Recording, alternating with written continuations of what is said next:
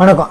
நான் உங்க அடகிஸ்னர். இப்போ என்னன்னு பார்த்தீங்கன்னா, நம்ம நம்ம திருவிழா நம்ம படம் இருக்குல்ல, நம்ம தனுஷ் நடிச்சது அந்த படத்துல சொல்லுவாங்க, கல்யாணம் ஆச்சுன்னா எப்படி பாருங்களேன், ஏ கவிதா பி கவிதான்னு மாத்திரம் சி குமார் சி குமாரியா பி குமாரின்னு மாத்திரம் பேரை மாத்துறது இல்லாம இன்சியல் வந்து கல்யாணம் புருஷ இன்சியல போடுற மாதிரி இப்போ சுப்ரீம் கோர்ட்டு என்ன வாரிசு உரிமையில ஒரு நேர்கோள் காட்டி கொண்டு வந்திருக்காங்க.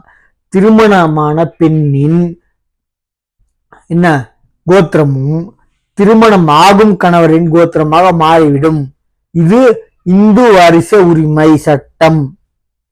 என்ன அவங்க வாரிசு என்னதான் இருந்தாலும் கல்யாணத்துக்கு அப்புறம் இன்சியல் மாறுற மாதிரி அவங்க கோத்திரம் இருக்குல்ல, ஆக்சுவலி சிவகோத்திரம்னு சொல்லுவாங்க, அது நம்ம கோயிலுக்கு போனா அது சில பல கோத்திரங்கள்லாம் சொல்லுவாங்க, அது எனக்கும் தெரியாது. சரிங்களா?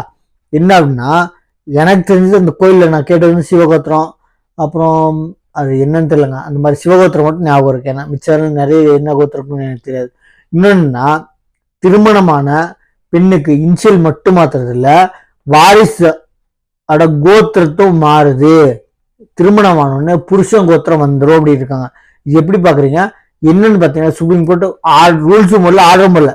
அவங்க இந்து வாரிசு உரிமை சட்டப்படி இது ஒரு சட்டமாவே இருக்கு. யாருக்கும் நிறைய பேர் தெரியல. என்னன்னு பாத்தீங்கன்னா, திருமணம் ஆச்சுன்னா அந்த பெண்ணோட கோத்திரம் வராது, கல்யாணம் பையனோட மாப்பிள்ளையோட கோத்திரம் தான் வரும். நம்ம புகுந்த வீடு பிறந்த வீடு சொல்ற மாதிரி.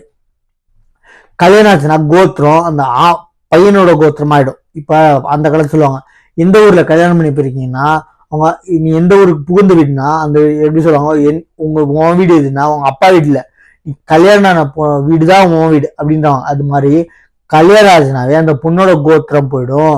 கல்யாணம் ஆன உடனே இந்து வாரிசு உரிமை சட்டப்படி அந்த கணவனோட கோத்திரம் தான் வரும் பெண்ணுக்கு அப்படின்னு இருக்காங்க. இது சுப்ரீம் கோர்ட் அந்த சட்டத்தை மேற்கோள் காட்டி இவங்க சட்டம் போடல, இவங்க தனியா ரூல்ஸும் போடல. சரிங்களா? இவங்க தனியா சட்டத்தை உருவாக்கல. ஆல்ரெடி இருக்க சட்டத்துல இந்து வாரிசு உரிமை சட்டப்படி மேற்கோள் காட்டி இப்படிதான் இருக்கு அப்படின்னு சொல்லி சுப்ரீம் கோர்ட் இப்போ ஒரு ஜட்மெண்ட் இதை மேற்கோள் காட்டி இப்படி இருக்கு அப்படின்னு சொல்லி ஜட்மெண்ட் கொடுத்துருக்காங்க. எப்படி பாக்குறீங்க?